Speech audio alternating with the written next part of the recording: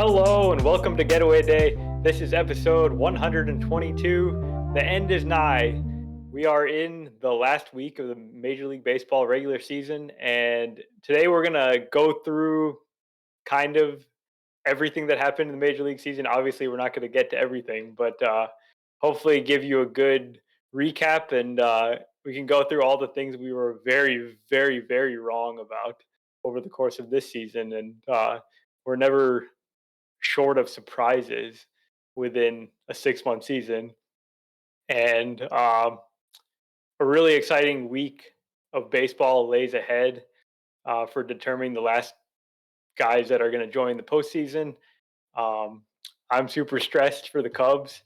Um, they've got to win some tough games against some tough opponents and get some help probably from some other teams as well. But really looking forward to it, and I think the postseason is going to be awesome this year too. How's it going, Mason? Not too shabby. Thank you for asking, Doomsday. You're Um, welcome. yeah, so for those of you that are very confused, if you're just listening and not seeing the actual slide that I've got here, or our background thing for the video version, I've decided we're just going to start giving ourselves random names. Today he's Doomsday, I'm Darkseid because the end is nigh. So yeah, you might as well. No, I'm doing great. It is getting exciting. It's weird not having a horse in the race, but it's honestly a little bit uh forgetting about how bad my team is and how they just make me sad a lot right now. It's really refreshing to see a new group of teams that are actually making the playoffs this year. Like some of these guys are old hat. Like you still have Atlanta, the Dodgers, and Milwaukee that are currently in line for the divisions in the National League, and two of them have already clinched the divisions, and Milwaukee is well on their way. Um, but outside of that, like you're starting to get some new teams here in Baltimore and Texas. Minnesota is not always in the postseason. Um, some of the teams that are vying for the wild cards. And so it's making this last week really, really interesting with a lot of really interesting matchups, especially head to head matchups between some of these teams. So it's really nice just for the freshness, the newness of the postseason race here that we haven't seen in a very long time. Yeah, for sure. And it's kind of a different experience, right? When you don't have a horse in the race, it's like, hey, you can enjoy all the teams and root for all the teams at the same time. Honestly, Yeah, there's only, let's see, out of the teams that are left in it, uh, two teams that I actively root against, and that's about it. And they both the happen to Cubs be and the from, Brewers. yeah, exactly. Every other team I kind of like. I have reasons Yeah. to root for each and every one of them, and as long as the World Series champion doesn't come out of the NL Central, I'm good. Okay, fair enough. Yeah. So we'll start off with some this week in baseball before we get into big picture, season long type things. But as you referenced, there's some big head to head matchups coming up this week, specifically in the AL West. And what in the world has happened with the Houston Astros over the last 9 games? They've played the Royals 6 times and the A's 3 times, and they've only won 2 of those games. And they find themselves now just a half game ahead of the Seattle Mariners, who also themselves lost all 3 games head to head with the Rangers over the weekend. So both these teams are coming in like licking their wounds a little bit, and with some major stress on both of these teams to actually come out of this series the winner. Otherwise, they're going to be facing an uphill battle going into the final weekend. Yeah, so I'm not gonna lie. Going into this weekend series that we just finished up, my entire line of thinking was that The Astros are this safe. well the Astros were safe, and that the Seattle and Texas matchup, they had 7 games left, the 3 game series that we just finished, and 4 games to end the season. And it was my belief that whichever team took 4 or more of those head-to-head games was gonna be the other team um in the postseason. And now, I mean, Texas has already won 3 out of those 7. They're well on their way to clinching the playoffs and getting into the big tourney here. But yeah, with Houston dropping 3 straight to Kansas City of all teams. Yeah, that was Like, probably one of the worst sweeps of the season, honestly. Like this Royals team is not good. They're playing better. They've got some interesting pieces, but they are not a good team. They have a yeah. terrible bullpen, and Houston just could not come through at all in any type of runners in scoring position situation this entire weekend. It felt like, and sometimes that happens, but it's usually not so extended and against such a bad opponent. So I guess like what are your thoughts going into this head-to-head series between these two teams, the Mariners and the Astros? What are the pitching matchups for this series? Do you know? Yeah, so the pitching matchups are Justin Verlander and um, Luis Castillo today. It's Christian Javier and George Kirby tomorrow, and All then right. Wednesday is Framber Valdez and Bryce Miller, the rookie. Okay. All 3 of those are really good pitching matchups. Bryce Miller, Yes. while he is maybe the one unproven guy out of that bunch, he's been having a great season, and so I think that is a really good matchup. I think this will end up being, as I think everyone would expect, a duel of the starting pitchers. Whichever starting pitchers last longer over the course of the series, that team is going to win. And I mean that kind of makes sense. That's just how baseball works. But like this, it's gonna come down to who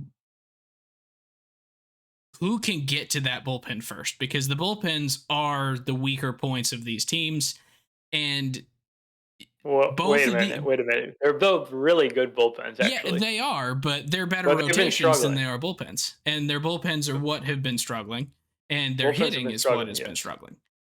So if you can get to the bullpen, it means you are hitting. If you can get to the bullpen and then pounce on the bullpen, you're going to be in good shape. Yeah.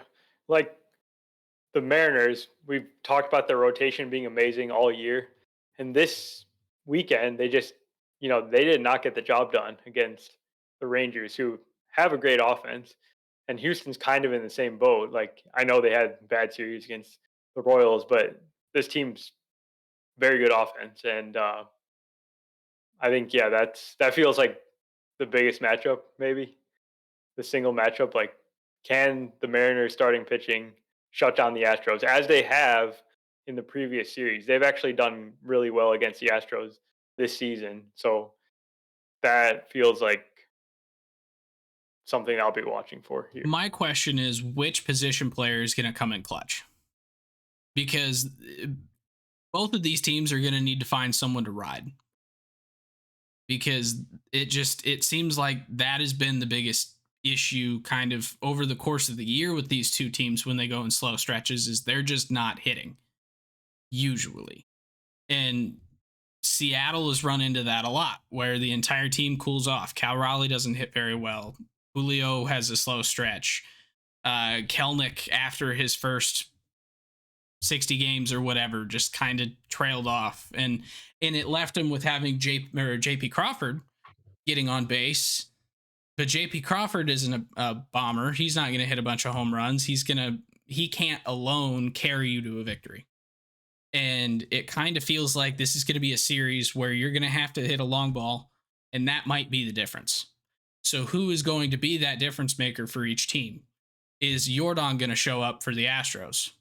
If not Jordan, who will? For the Mariners, it's a lot bigger question because they have less bona fide superstars than the Astros on the offensive side of the ball. So can somebody show up, get hot, get locked in, and carry this team through the series here and give them a good shot at the postseason?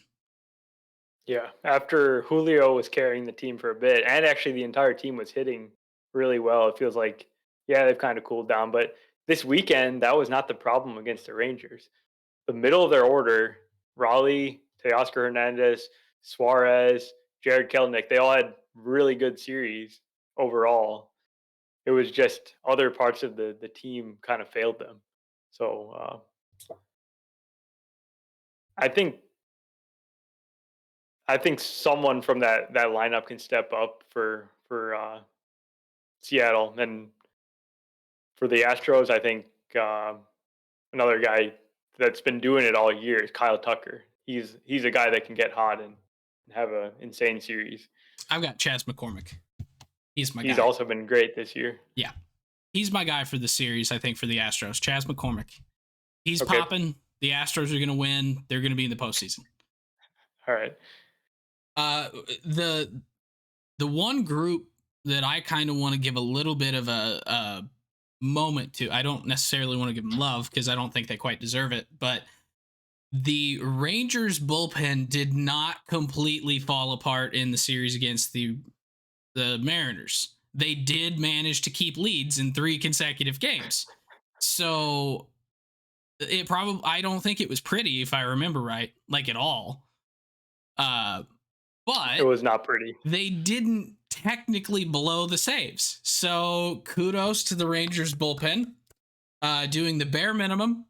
And yeah, they are The now. Rangers have been a very odd team, but they've put themselves in great position. But they've been extremely streaky this last month, where they basically week by week they're like either on a huge winning streak or a huge losing streak, and it's been going on for 4 straight weeks now. Yeah, Where right they're now just they're on a 5-game winning streak.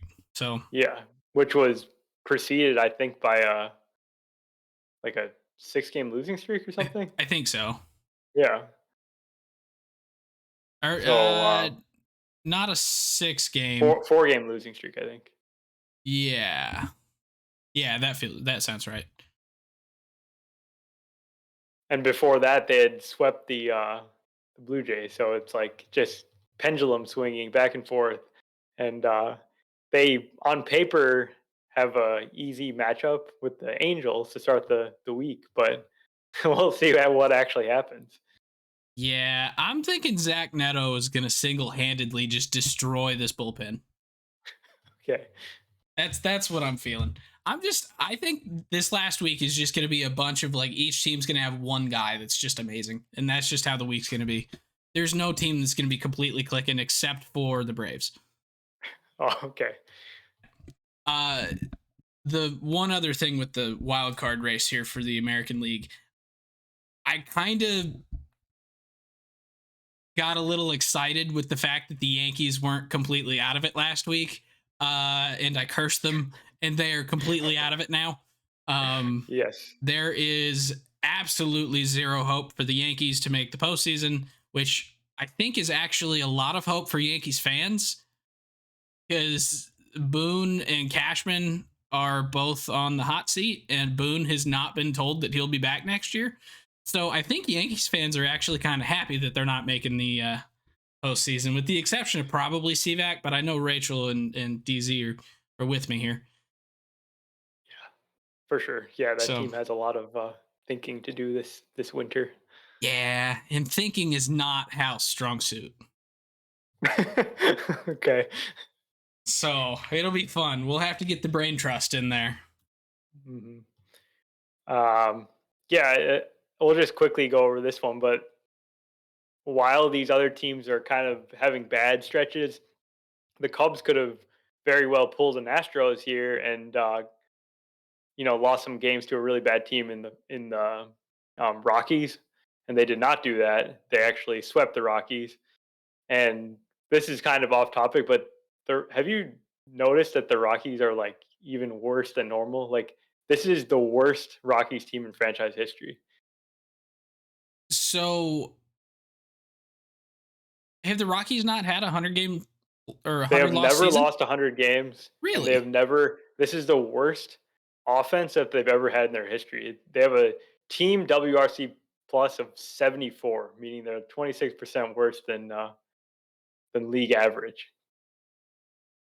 Interesting. So I didn't realize that they were that much worse. Like They're I knew terrible. they were bad. And Yeah. I knew their pitching was some of the worst pitching that they've ever had, which is saying a lot because that's a team that has struggled with pitching since their inception in 93. But yeah, I didn't realize this was the worst that they have ever been. Dang. Yep. And they're the only team with a worse record than the St. Louis Cardinals in the entire National League. Yay. And then the Blue Jays ended up winning 2 out of 3 against the Rays. That was pretty big for them. Now they seem like they're kind of in position there to take the number 2 wild card after probably the Rays. So good on the Jays there. And And I believe that puts, what is it, 3 more games against Tampa and 3 more against the Yankees? yes, Right. Yeah, they're pretty well. I mean, they're 2 games ahead of Houston, 2.5 ahead of Seattle. They're if they can win 3 out of the next 6, they have guaranteed themselves a spot. So they just have to go 500 from here on out, which feels very attainable, especially with the fact that the Yankees aren't playing for anything anymore. The Rays are technically still in it for the division. yeah, that's true. So they're going to be playing probably till the day that they're not actually able to reach the Orioles, but seems like Orioles kind of in control at this point. Yeah. But that top spot is pretty important here because Oh the yeah, top spot it's in that absolutely division huge. has the top spot in the league, which gives you home field advantage until the World Series. But even more important than that, in the very first round, you don't have to play it if you win the division. That's true. That's So very true. It does have the first round bye. So yeah, it's the top 2 division winners get a bye, right? correct. Yep. Okay. So the Twins are essentially locked into that 3 seed, You just don't like the Brewers are in the you don't NL. think the Twins can make up 4 games on Texas this week? Texas I'm is gonna gonna go go. no. Texas is gonna go 0-6. If they go 0-6, they're not making the playoffs. Fair enough. But yeah, I think we'll see how it all plays out. I think in the NL, I think we got to move on to other stuff because we've talked pretty extensively about these races. But it seemed like the Reds and the Giants are kind of basically out of it now, and it's basically the Marlins, the Cubs, and the Diamondbacks fighting for 2 spots. Yeah, quick honorable mention to the Padres for actually pulling themselves almost back into it. Yeah, They just didn't ran out quite of get time. there, but they went on a run. They're 9-1 in the last 10 games. And it was so fitting that the one game that they've lost recently was an extra inning game to push their record to 0-12 in extra innings this year. Yeah, against the Cardinals. Yeah. I kind of hoped the Cardinals would have got swept that series. Like Yeah, it would have been I was fun to actively see. rooting for the Cardinals to score a ton of runs, but give up a lot more than they scored. Yeah. And then they Padres managed to almost win pulled one. that out, It's yeah. ridiculous. All right, what else And we got? then finally, we got Joey Votto's potential last game in Cincinnati as a Red. And this was a cool moment because he got, standing ovation. The best part about the standing ovation was, he was soaking it all in, taking it all in, and then he just like basically cut it off by he verbally said the words, "Okay, I got to go hit now." And then he went up to the plate and took his at bat, and he struck out. And he struck out a second at bat. He took a hit by pitch in the third at bat, and then in the fourth at bat, he ended up um, getting a base hit and getting removed for a pinch runner, and got a massive ovation. Went out, did his curtain call and everything, and they talked to him after the game, and typical Joey Votto fashion, gave some interesting answers. Um, Joey Votto is one of a kind. Like, I hope this is not the end, and I somehow feel like he's going to be back. Like, I don't feel like he's 100% done playing yet. I think the Reds are going to find a way to bring him back on a contract next year. But if this is it for Joey Votto, like amazing career, one of my favorite players, and I do um, think, and I hope that this ends up being like an Adam Wainwright situation where you're not sure if he's going to come back. If he does, it will only be for this team, and he'll just keep signing 1-year deals until he's done. Because the Reds owe him that, in my opinion. yeah. Well, I mean, So, that's if he wants to be back. well, Maybe he wants to go that's the somewhere else. point. But with this team having he feels like a guy that doesn't want to go anywhere else. I mean, he's been with that team through ups and downs and ins and outs and everything you could think of. He's been there with that team, and he has essentially been the representation of the city of Cincinnati for a decade and a half. Like, Yep. he feels like he wants to be there, and I don't think he's gonna go anywhere else. And with the young core that they're putting together here, like, this is probably one of the better opportunities he's had to try and get to the promised land with the Reds. Yeah, I think it the Reds definitely they have an opportunity, but it just It's gonna depends take a on lot what of they work. do. If they have a willingness to go spend some money this offseason and make some trades and improve the team, like yes, they can absolutely be a contender next year. Yeah. Okay, so 2023 MLB season. Um, we had a lot of discussions about the rule changes over the course of the season. Now we've seen basically one full year of the enlarged bases, the pitch timer with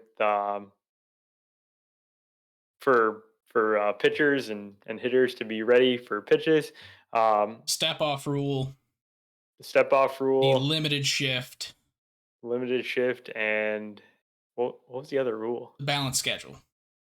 That wasn't a rule though. It was. I think that I was mean, the that's only something other else. major change, though. I think we I hit feel all like the there was rules. one other one, but maybe I can't remember right now. Anyways, so we've seen those rules working together with each other. I'll just let you go off. Like, what do you think? So I'm going to list them off one by one, and I want to hear your opinion on good or bad. Okay, So larger bases. good. I'm All right. happy about it. Limiting step offs. Um, Kind of neutral. No issue with it. I think it's only really affected things twice, but it was. I think it had an effect the whole season. It just we only saw the rule need to be used like 1 or 2 times. Are you But talking about when a pitcher a disengagement. when they disengaged and didn't get a pick off on the second attempt, basically Yes. Yeah. Or on the third attempt. Because you third can attempt? pick Yep. off twice. The third, you have to get it. And like it wasn't often that you would see a ton of pickoffs, but it did happen before. And we've only seen it happen like twice this year. So I think it did have an effect, and I kind of liked it. And it did give a Okay. little more incentive for steals, and we saw some steals this year. So that was nice. Okay, so let's see. That was what? Larger bases, disengagements, pitch clock. Pitch clock definitely liked it. Agreed. I I loved the pitch clock. I think on average it brought the time of the game down like 35 or 40 I minutes think it from was last year. 25 minutes, I believe. 25. Still, that Yep. is substantial. And like being at games, it did feel like there was actually a pace to the game, like a consistent pace. And you didn't really have time to just sit there and lollygag and look around and then look back and they still haven't thrown the next pitch. So I don't mind that when I'm at the game. I feel like I liked it even better for TV watching.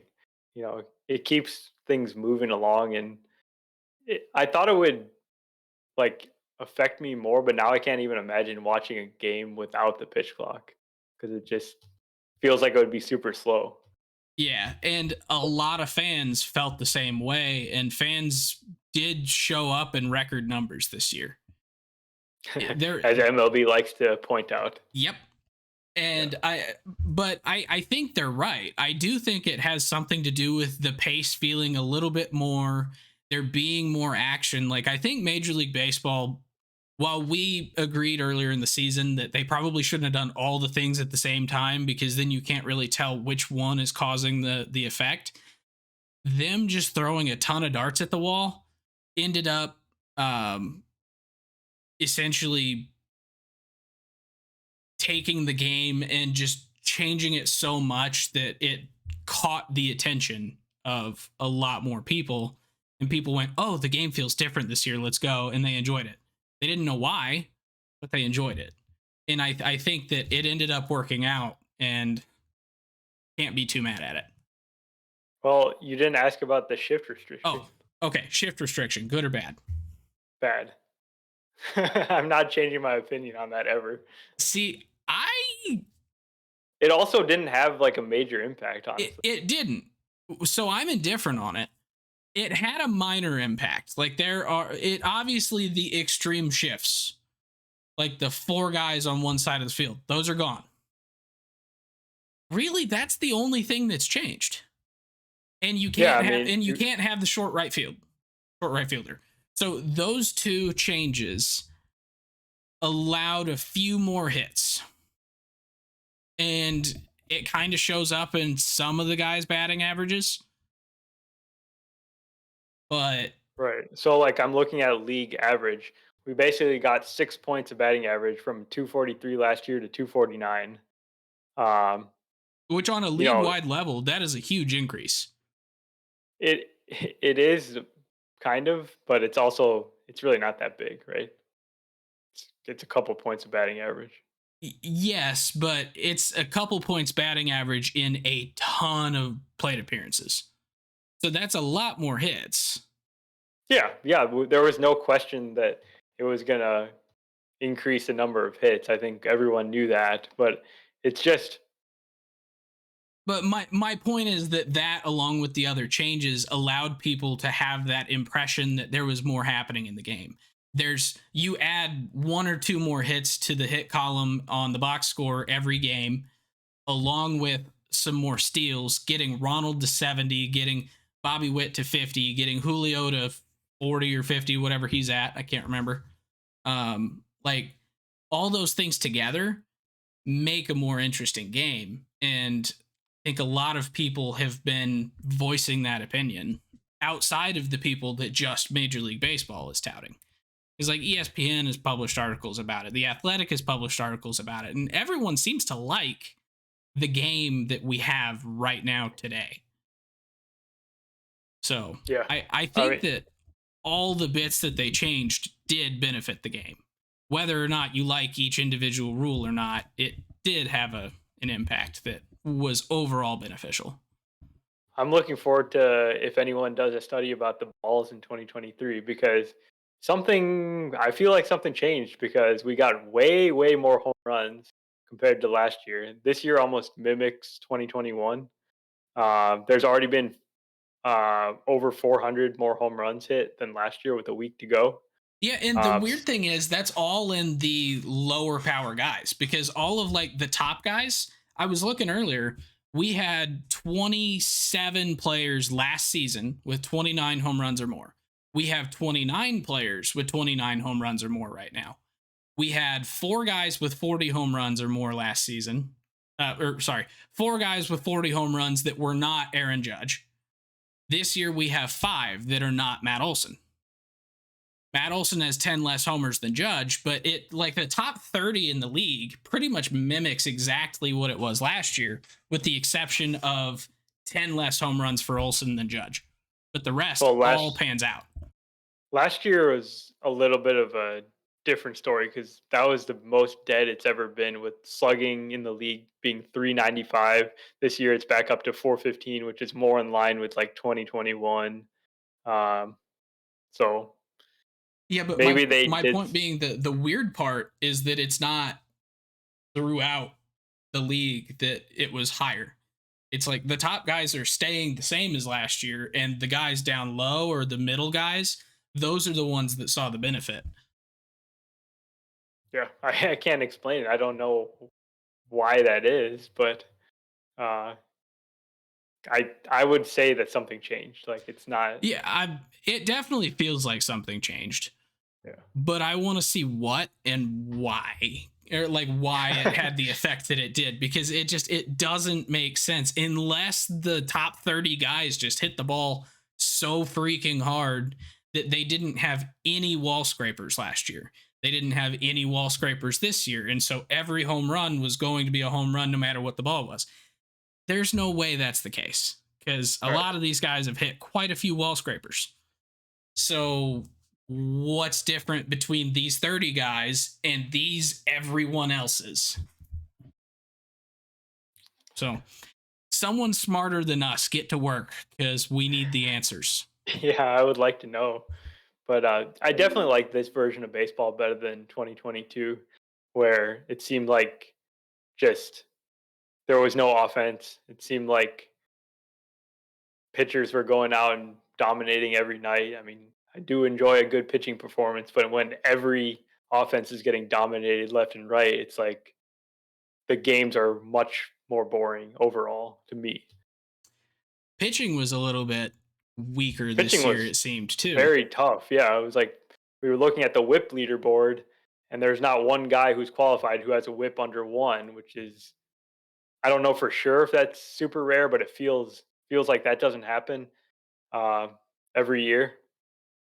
And there were a lot of pitchers, really good top end starting pitchers that would have blow up starts more often than I'm used to seeing. And to me, like I'm okay with the inflated ERAs and everything because it really makes those amazing pitching performances stand out for being something special. So last year, there were 10 guys with a whip under one. In 2021, there were four. In skip 2020. In 2019, there were five. 2018, there were six. 2017, there were four. So there's usually 4 to 5, with 2022 being a really weird year based on everything we were just talking about. But Yeah. the fact that we don't have any at all is also really weird. Yeah. And Garrett Cole has, I think, one more start this week. Yes, he does. So he could get there. He's at a Yeah. 1.02. He could get there. Whip's not moving a whole lot at this point in the season, but yes, he could It's get not. there. He'd have to have like a perfect game, but technically it could happen. Yeah. Um, what other like big trends or any like big picture stuff you want to talk about? Then we can talk about some teams. Yeah, I think just the thing that we've definitely talked about a lot, so we'll get through it pretty quickly here, I think, is just the actual stolen base totals. Oh yeah, Like, I think that stolen base totals.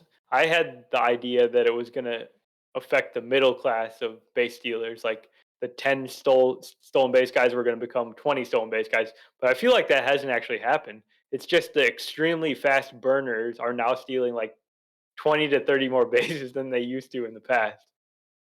yeah, Do you so have the stolen base like leaderboard up I by do. any chance? So Okay. something that I was interested in looking at. So out of qualified hitters, um, in 2022, there were 20 guys who stole 20 bases or more. In this season, there are 31, with two more guys who could reach that group this week. So yeah, it seems to have increased the top end of the league Like quite a bit. how many 40 steal guys did we have last year? Because Zero. this year we have Qualified batters, zero. We did have John Birdie, John but he Birdie. wasn't Okay. qualified as a Okay, hitter. fine. So one, but But this year we have five that are above 40, with maybe some other guys that could get there with the big steals week. yeah, yeah. Kim Ha-sung and Julio Rodriguez are both sitting at 36. They could get there with a big week, but I don't know that they have any reason to try and do that. It's not like we're knocking on the 40-40 club here. So I don't know if they'll necessarily do it. The one guy who I think might try and go crazy this week, or the two guys I think that might try and go crazy this week just to get over a milestone, is Acuna and Bobby Witt. And Acuna that's would really not be, crazy, right? We're talking well, about one no. home run and two steals for Bobby Witt to reach a 30-50 season, which would be And just we're insane. talking two steals for Acuna to reach 40-70, Yes. which is just So nuts. those guys are going to be very, very motivated to reach those milestones. Yes. The other guys that we might see trying to do something here is Kyle Tucker, who with a 2 home run week and 1 steal could join the 30-30 club. Sure. Yeah. But yeah, I think outside of that, like I don't see anybody who has like a big incentive to steal this week. So that'll be fun. I didn't realize CJ Abrams was. Oh, I want to see him hit 2 home runs this week because I want to see him have 20-40. Wow, I did not realize he had 18 home runs, but he's been running wild in the second half and starting to hit well too. So that's kind of exciting for Nationals fans. Dang, yeah. I I didn't realize he had 43 steals. So Yeah, I would love to see CJ Abrams go hog wild this last week. for sure. Okay. So beyond the rules changes, we talked about surprising teams and disappointing teams all throughout the season. And this season, I feel like it's unmatched in terms of how many disappointing teams there were and how wrong we were in our preseason projections. Like who would win the divisions? We were wrong about almost everything, especially in the National League. Actually, really both leagues, but three National League teams, the Mets, the Padres, and Cardinals, we each had them all making the playoffs, and none of those three teams are going to make it. We also both had the Yankees making the playoffs, and clearly they're in a very different place right now. They're mathematically out of it tomorrow. So yeah. Uh Basically the four most disappointing teams that we've been talking about all season. Yeah, they screwed up our preseason predictions. I think I had the Padres winning the World Series. Was that right? We both did, yeah. Yeah. Um, so that ain't gonna happen. I think some of the other interesting things we were talking about. I think I predicted the Brewers to not make the postseason at all. The Yeah, we both Dodgers did. to make Wrong. the wild card, Yes. which would have had the Padres win the division. I think Yep. I had the Phillies winning the division. So basically, don't listen to my preseason predictions because they are very, very, very wrong. But the thing is, your preseason predictions were not out on a limb. They were actually very like standard. A lot of people probably had the exact same thoughts as you did, and that's what makes this season a little bit different. I feel like it didn't follow the way that you and I thought it would go because even like knowing, the intricacies of all these teams and knowing a lot and feeling like we're knowledgeable and everything, like it doesn't play out like that ever. And that's the that's the thing about this league Well, and year after year. I think the weirdest part is just how off the common perception of the league was. Because it's like a lot of the The stuff that Cardinals are happened. literally in last place. Yeah, Like they were like everyone had them winning the division. in the Padres went 0-12 in extra inning games that very significantly impacted their record and their ability to make the playoffs. Like the Mets, I, I don't even know. Like at the beginning of the season, like it didn't seem like they could Met this time, and yet they did exactly what we probably should have expected they would do. Well, it was hard to Like expect that coming off a 100+ win season. And Cardinals had a great season last year. Padres were on the doorstep of the World Series. It's like those teams were supposed to be right here in this last week playing meaningful games. Now, I will say the out of the disappointing teams, the least disappointing is the Yankees. And I say that because the Yankees are still an above 500 team, something the other three teams cannot say. The So, Padres are getting close, right? yeah, I think they're 77 and 79. Okay, so Yeah, so they they're got a just chance they're at just a little 500. short, but they had to go on a 9-1 run in the last 10 games to get to that. Right. So, like, yeah, they're going to be close, but I don't think it tells the true story of what happened this season. Like, the Yankees admittedly are not a god awful team. With as many issues as that team has and as much as they disappointed their fans based on the expectations around the team, um they're not that bad. They just didn't live up to the expectations that everybody had for them. And that's what made them disappointing. Unlike the other teams, which just straight up said, oh, we're supposed to have any semblance of being a good team. Throw it away. Yeah, So I think the Padres are kind of more in the Yankees camp than the other two teams. I feel like they're still they a were good team. unlucky. They were extremely unlucky, and that's something I want to look a little bit deeper into. But they're like historically unlucky in terms of like everything that happened in extra innings, and that's the one rule change we didn't really talk about because it's been in place for a couple of years. But the extra inning rule is just messing everything up, really, for a lot of these teams. Yeah, I still hate the Manfred man. Like, I get it. Yes, It does seem to speed up some extra innings games, but at the same time, it doesn't. Because it doesn't. how many games now go to like 14 innings because they score in Barely the any, top and actually. bottom? There's been like one game this year that's gone to like the 14th inning, I think. But so like the games are ending faster, that's for sure. But they're ending in a less exciting way to me. And those extra innings are just a slog with the teams going back and forth, scoring the runs. And the Padres have only scored 6 runs in extra innings in all their 12 games or something like that. It's just remarkable. Yeah. And then Yeah. you start hearing some of the stuff with the Padres about just how like toxic the clubhouse environment is right now.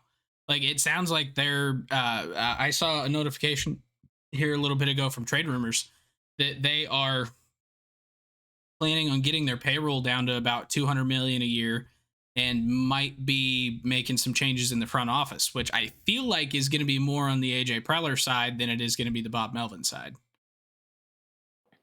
It's going to be So, interesting to see. He just got an extension, so yeah. Although, does Bob Melvin have did he get an extension? uh, I don't think so. But Oh, yeah, maybe he will be the one to that's not go. a good relationship. It doesn't seem like right now. So No. I could see Bob Melvin, going elsewhere after this year. Yeah. So, what do you say we talk about Okay, some happier stuff? yeah, for sure. So with those teams, falling off and just falling flat on their face, frankly, there were teams that had to take their place in the race. And at the beginning of the year, I said there's 4 teams I think that could be your sleeper teams here, and that was Let me the see if I can remember, because we didn't talk about this before we started recording tonight.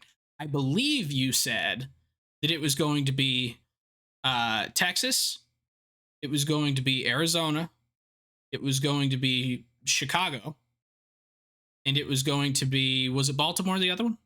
Yep. So those are my 4, and here we are. All 4 of those teams are either in the playoffs or close to making the playoffs with a good week, and they're all exciting teams for different reasons. The Orioles just completely blew my expectations for how good they were going to be. Like they are probably going to be the number 1 seed in the AL, and Yeah. to And me, this is a team that they've got some like 2015 Cubs vibes to me because they have got all these young position players. Uh, they sort of have arrived a year early, and the sky is the limit for the team. But as we know, what happened with the Chicago Cubs during that era, they won the World Series, but a lot of Cubs fans would say, it wasn't as successful as it could have been. They struggled in the years following the World Series.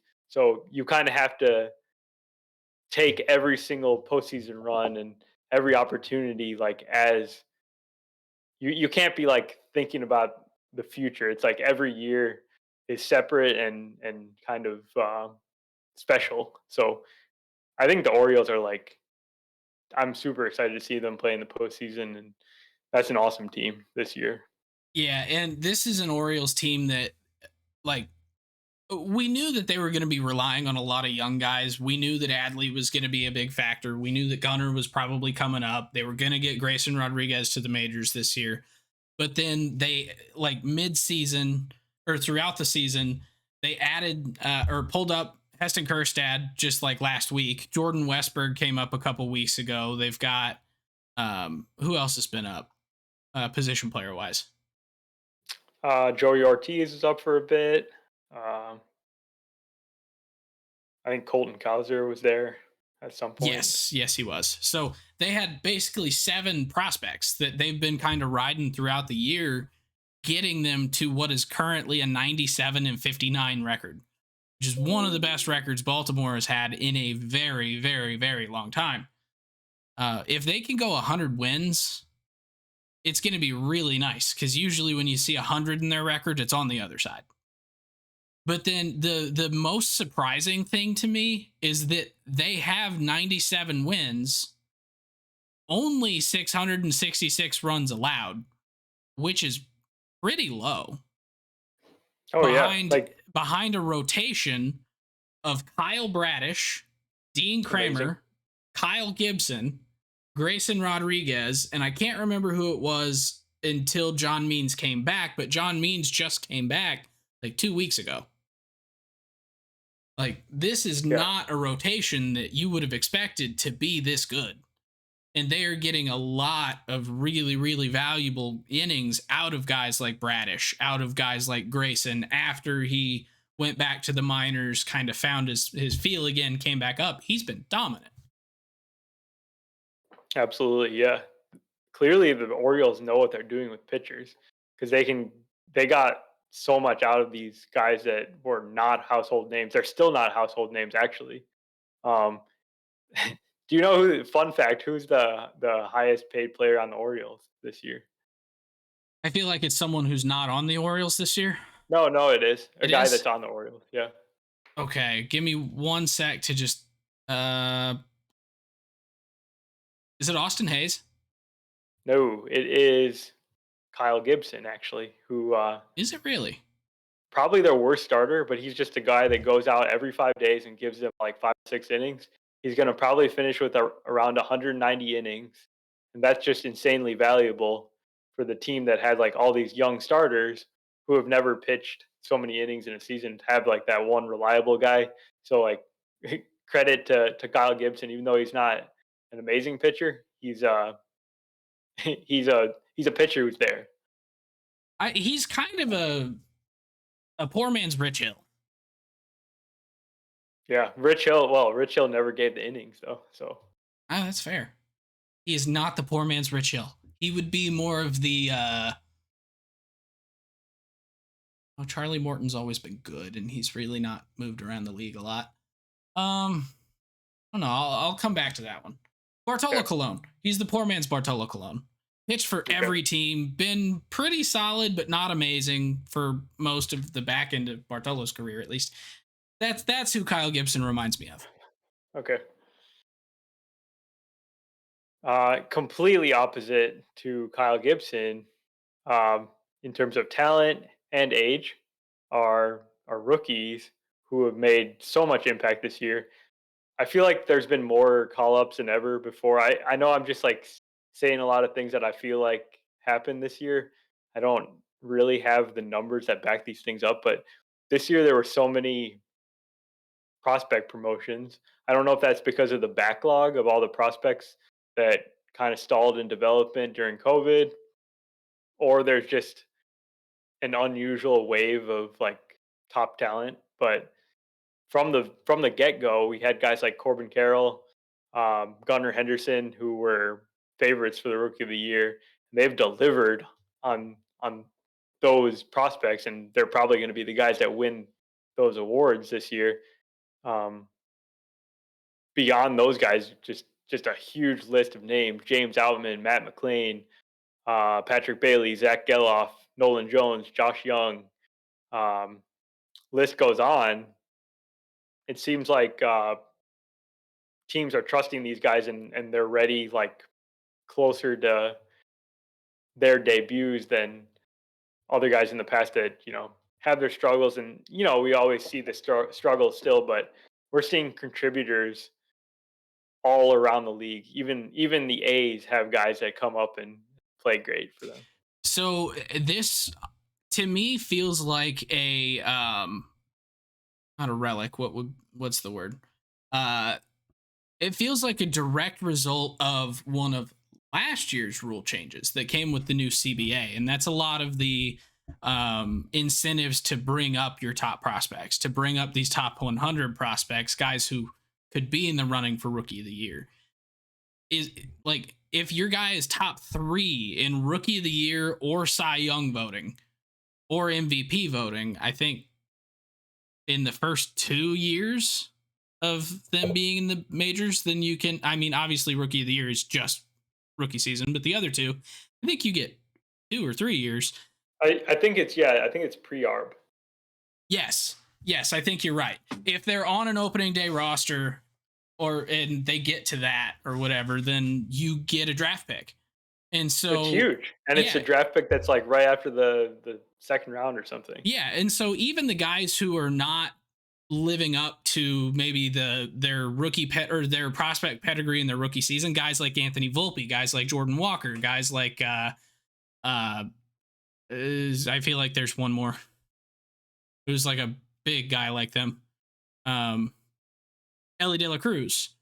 Like those guys, even though they're not necessarily gonna get a pick this year, like they called them up because them making their debuts when they did gets them on the clock for a pick even next year or the year after that if they develop into the player that they think they can be. Wait, so would it be MVP then? Yeah, MVP and Cy Young for the Oh, pitchers. okay.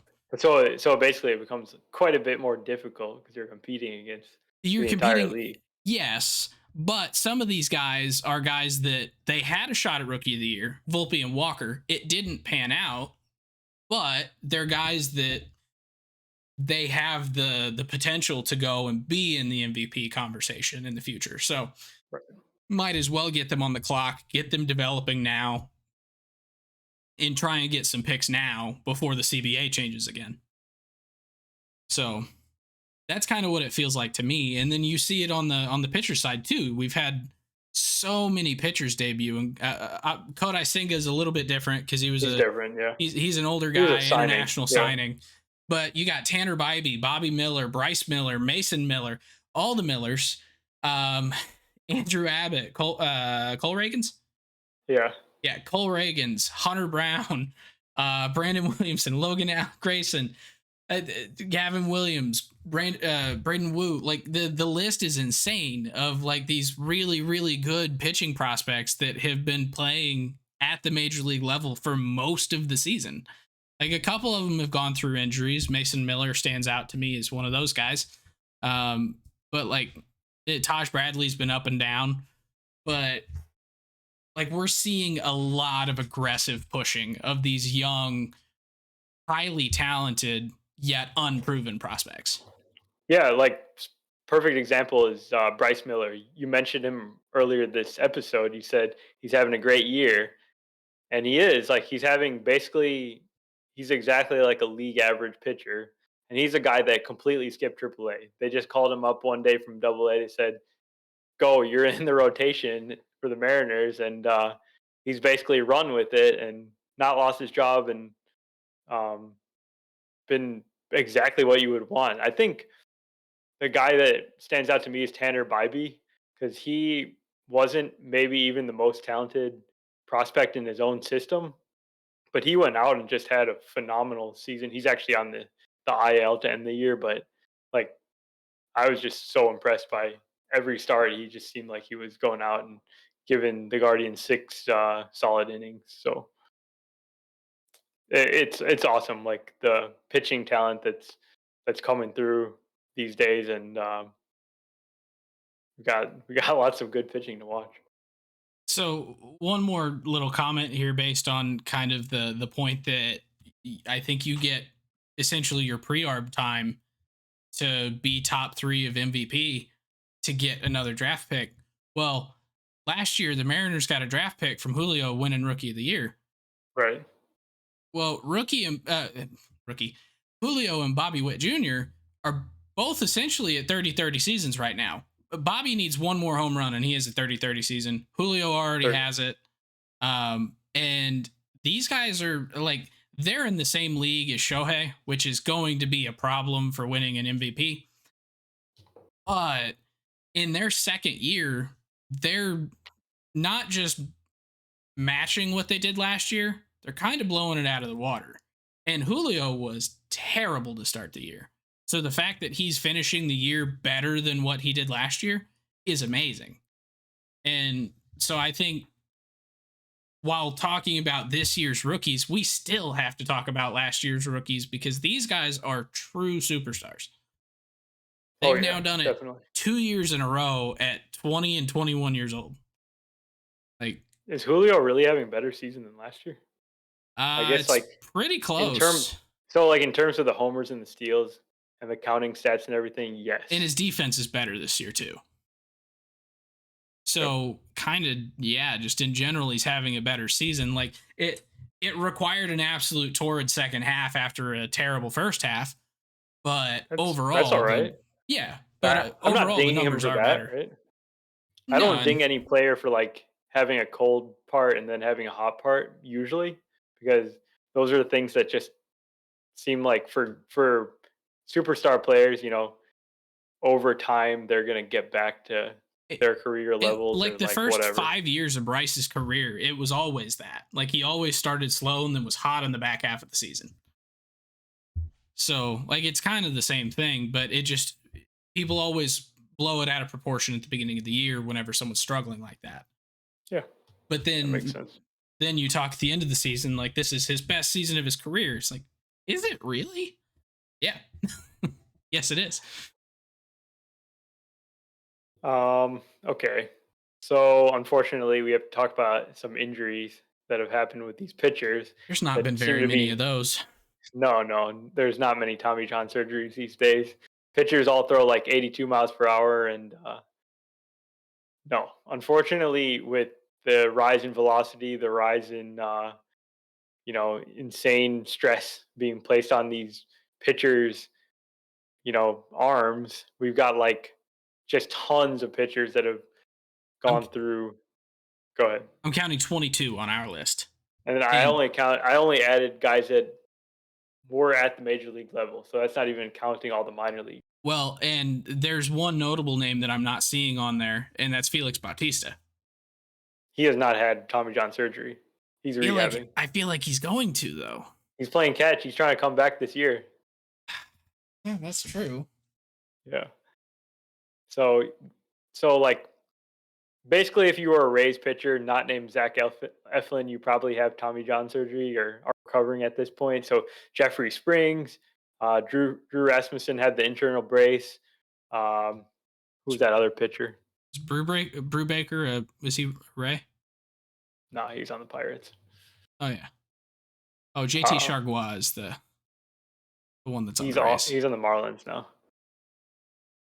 Yeah. JP Um, Fireisen, is he still on the race? he might be on the Dodgers. Oh my god. So I guess, do you see any? I've been thinking about this question for a while. Is there any chance that there is a correction and some team says, "Hey, we are going to try to limit injuries"? Somehow the Guardians have maybe figured something out because they seem to have like the least number of pitchers that actually have Tommy John surgery. But where a team prioritizes other skills rather than velocity in their pitchers. I don't know that it's imminent, but I do think it will happen. Yes. But at this point, like to me, it doesn't seem like a real successful path, right? Because clearly, if you throw harder and you throw nastier pitches, you get better results. Like without any regard for the basically the repercussions of doing those things. Yeah, and I think it's gonna come down to, is there a way to almost punish the team for doing it? Because if there's not, it's just gonna continue like this. They're just gonna find guys who can throw really hard and then hope that people swing and miss at it, and they'll do it without repercussion forever because they aren't required to sign a guy to a 15-year contract. They can sign him to a 1-year deal, burn his arm out, toss him to the side, get a new guy that can do the exact same thing. That's what the Rays So, do. exactly. And so there's going to be teams that don't really prioritize the type of skills that tend to lead to Tommy John. Like the Cardinals don't have flamethrowers. They have a lot of pitch to contact guys, and that's how they've always done things. And it seems like they're still going to struggle to move towards a more firepower and just overpower the hitter approach that some teams do. So I think you'll find different ways to try and get around this, and get production without the big flame throwing, massive sweeper pitches and all that. But I don't know that it's going to be quick. I think eventually something will be discovered. I don't know what it is, and it feels like it's going to be 5 years out before anything starts to change. Because I mean, Okay. it took what 10 years for it to go from guys that were throwing 95 and had like big curveballs and stuff, similar to your Clayton Kershaws, your Adam Wainwrights, your Charlie Mortons, to get to what we have today.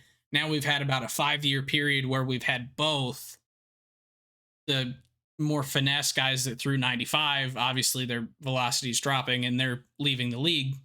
So it feels like we've got like 5 years of a majority overpower, and then we'll find something and we'll start to adapt. It just, that's kind of the natural flow of baseball, it seems. Well, the natural flow has been increased velocity every year. It's going up and up and up and up. So, are we limited somewhere, or are we just going to keep stretching those I mean, boundaries? I still think it's kind of been cyclical, even with the speed though, because like you had guys like Bob Gibson and Nolan Ryan and Randy Johnson that could touch 100, and you had, it wasn't every guy in the league that could do it, but you had like a somewhat substantial amount of people that could do it. Tom Hinkie in the bullpen, like he could touch those high velocities. Eric Gagne, like you've had those type of guys always. We just are trying to teach people to be that now instead of just having the ones that can naturally do it do it. So I think it will change, and I think it'll Fastball be more velocity is cyclical. all time high. It's 94.1 miles per hour this year. Amazing. Yeah. All right. So, what else we got here? I think I didn't write this down here, but we talked about how bad the Rockies have been. There's a couple other teams that have just been dreadful, specifically the A's, who they're going to avoid losing like 120 games like we might have thought they would at the beginning of the year. Like they had a couple winning streaks in there, a couple 2-game winning streaks every once in a while, and they're going to probably end up with around 110 losses. But this Yeah. team was like purposely assembled to be This bad. dreadful, and they have delivered on that promise. And we talked through a lot of the stadium stuff going on with them potentially moving to Vegas. I mean, I'm not exactly sure where we are on that, but that's a big storyline of this season. That was really unfortunate, though, that what has happened to that franchise, and their fans are just like completely just screwed over. In the fact that there's been collusion of 31 people to allow it to happen. Like there's things that could have been done to prevent this from happening. Who's the and 31st person? Manfred. Oh, okay. So the 30 owners, including um, whichever Fisher it is, John, John.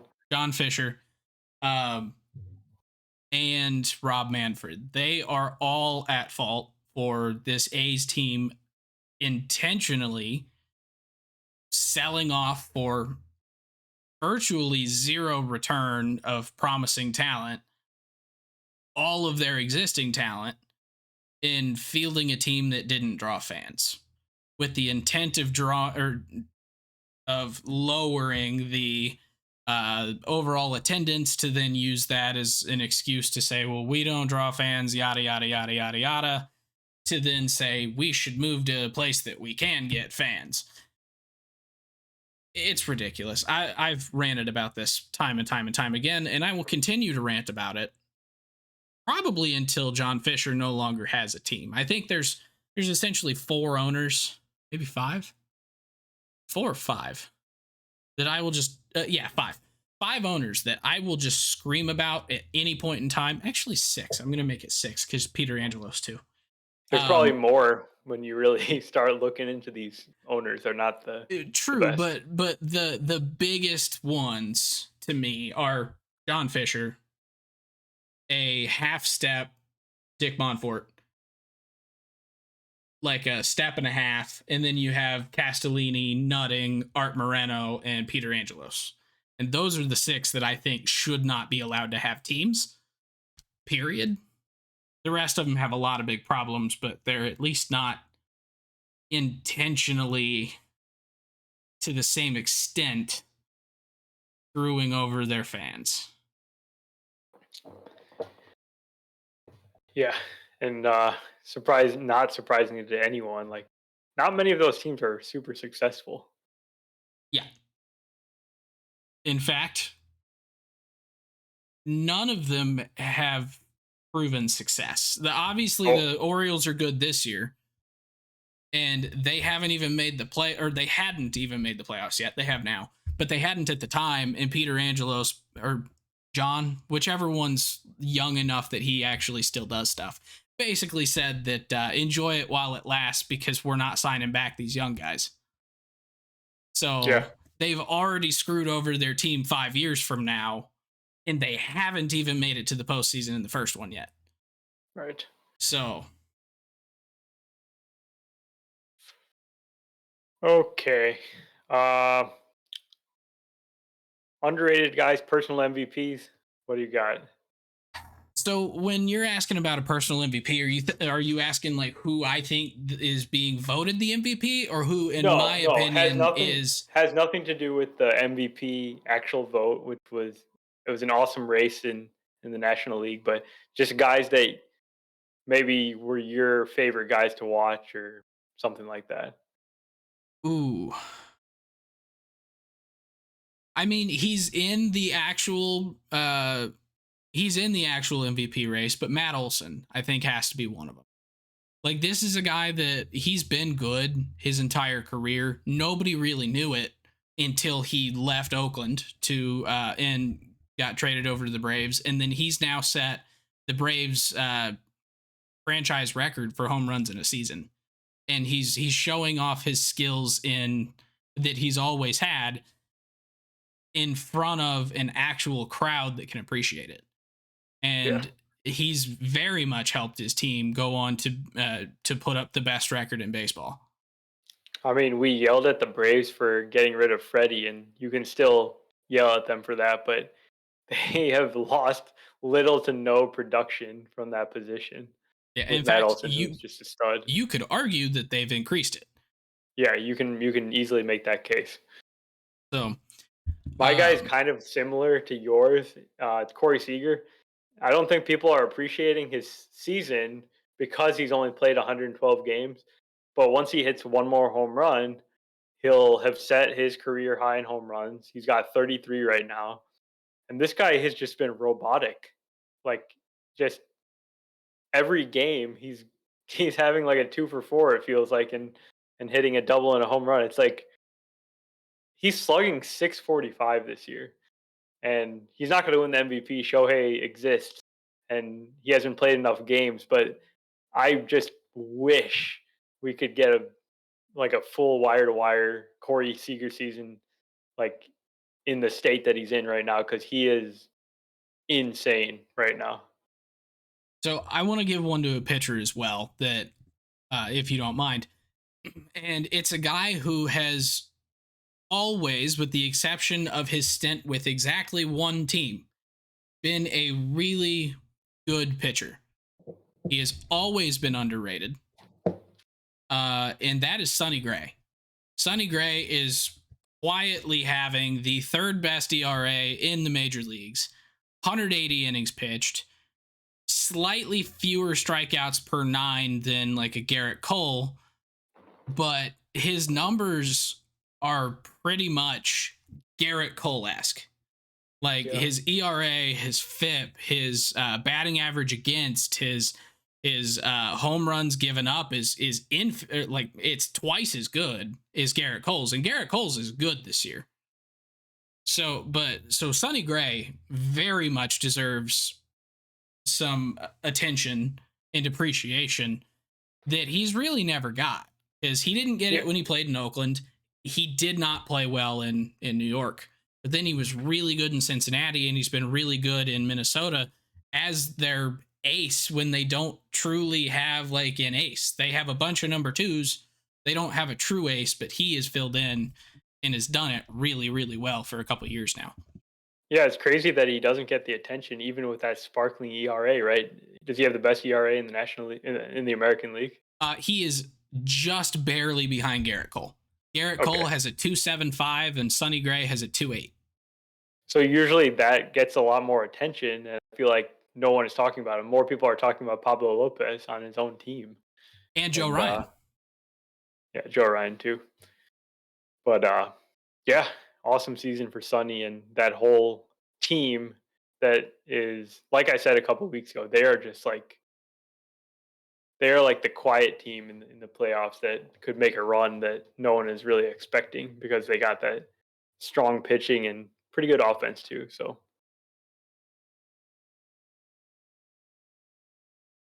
let's wrap things up here with some general thoughts on this season. Like, what did the season mean to you? Like, what do you like about it? What do you hate about it? What was 2023? Weird. I think that's the way to sum it up in one word. And expanding just a little bit more on that, as I said at the top of the hour, this season is a season unlike any that we've really seen in the last probably 5 to 10 years. It just seems like the teams at the top are teams that have not been at the top for a long time. Teams are in the playoff race that for years you would just say are probably out by June. Um, Teams like the Orioles, teams like the Diamondbacks, the Rangers. Even the Reds are in it technically. Yeah, the Reds are still in it. Um, and it's really refreshing to see this newness. Now, obviously, that comes with a lot of disappointing teams in the teams that are always there, the teams like the Cardinals, the teams like the Yankees. This is the first time since before I was in high school that the Cardinals have had a losing season. And it's hard to watch. It is really hard to watch. I've never really wished a losing season on anyone other than you. Um,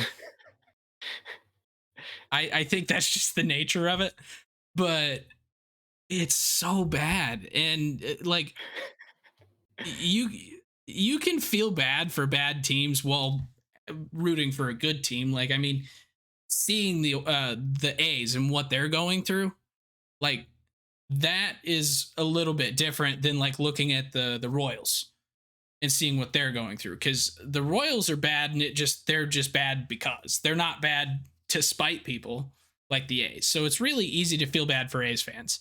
It's a little harder to feel bad for Royals fans, other than the fact that their team is just bad. But when you finally have a losing season, after a very long time of not, you start to realize what the other people are feeling. And it's like, oh, I don't like this. Yeah, you're finally experiencing it. Like when you're an adult and like following the game like super closely, like you do now. And Yeah. it's tough. Yeah, I feel for you. I don't feel for the Cardinals or the fans in general because they've had so much success. It's like one bad season. I have bad season every year basically. Oh yeah. I mean, you're a Bears fan, so yes, you do. Oh yeah, Yeah. exactly. So Well, and yeah. to be fair, I'm a Rams fan, so I also did know what it felt like.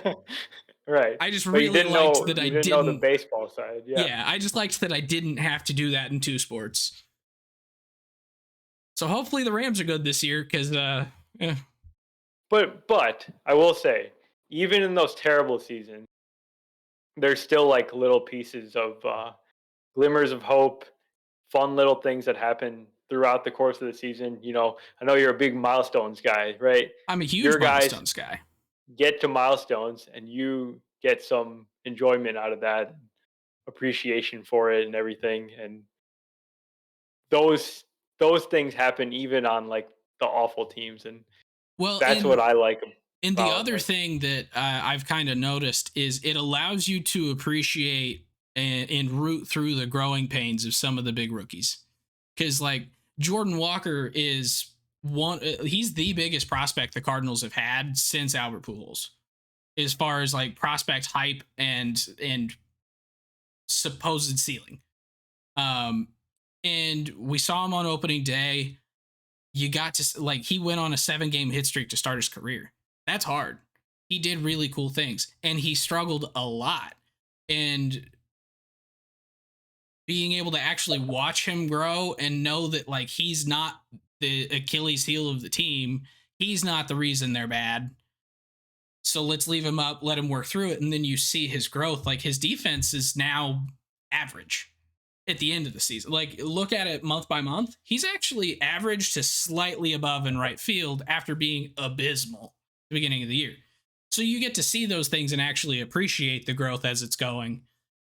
Whereas normally they would get benched, they get sent down, whatever, you wouldn't get to see it. So that's like a silver lining of a disappointing season like this. yeah, you see the growth, you see the beginning to the end, basically the finished product. Maybe that's not here yet, but you can see Yeah. the signs of it.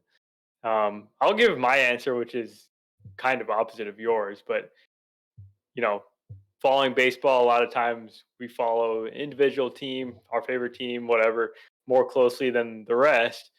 And this Cubs season has been really extremely fun for me to watch because I wasn't expecting this. I was expecting a more interesting team than the teams we've seen the last 2 years. But I thought, okay, they maybe could make the playoffs. They can maybe be where they are at this point in the season. But I didn't think it was going to be such an entertaining team to watch. And I had kind of almost forgotten what it was like to watch a really entertaining team day in and day out. And that's what the 2023 Cubs have been this year. And here we are, last week of the season. They've got a chance to make the playoffs, even if they don't make it. We literally went through the entire season, and they were always in it. And that's that's all I could have asked for this season. And I'm pleased to to have watched the season, and it was a ton of fun. Yeah, so I think the kind of the last thing that I'm thinking is it's going to make for a really fun postseason. So I'm really, really looking forward to these next couple weeks just talking through this postseason. I don't know how we're gonna do it yet, what format we're gonna do, because we've done a couple different things in the past, but like being able to look at entirely new teams that are built entirely differently than usual, because it seems like the last couple postseasons it's been wash, rinse, repeat from one year to the next. This is what this team is good at and bad at. This is what they need to do. Now we get to talk about new teams, teams that are built entirely differently, like this Orioles team that's built almost entirely on rookies. And that's going to be really fun to break down in the postseason. So I'm looking Yeah, forward to it. totally fresh matchups, and this is the second time now that we're having um, the 12 team playoffs, right? Yes. I think so. So get another sampling of what that's going to look like. And it was fun last year. I think it's going to be fun again this year for sure. Oh yeah, we're definitely gonna do a couple of watch parties. So Sounds good. Yeah. Okay. So that's 2023 season that we're putting a wrap on here, basically, with another week to go. But love to hear everyone else's thoughts on this season. I'm sure we missed plenty of different things we could have talked about here, but I think we did a good job of hitting on some of the major stuff. So thank yeah. you for listening, and we'll be back next week, and we'll have playoff matchups set. If you enjoy the podcast, please subscribe on your favorite podcasting app or YouTube to make sure you don't miss any future episodes. Join the conversation on Facebook, Twitter, Instagram, and TikTok at Getaway Day Pod. If you enjoy card collecting, check out our sister YouTube channel at Getaway Day Cards.